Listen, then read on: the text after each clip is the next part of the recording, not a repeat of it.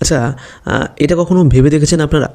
1কে 1 কেন বলি, 2কে 2 কেন বলি, 3কে 3 কেন বলি? তার বদলে তো 1কে তো আমরা 3 বলতে পারতাম, বা 5কে তো আমরা 9 বলতে পারতাম। কেন সেটা বলি না?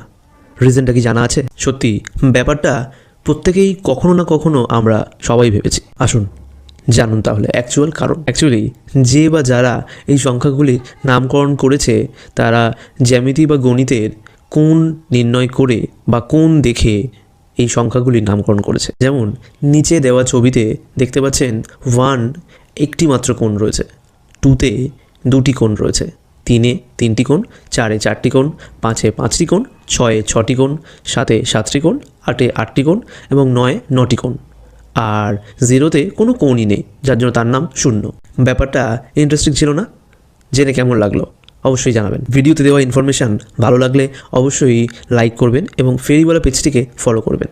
Thank you so much for watching ফেরিওয়ালা।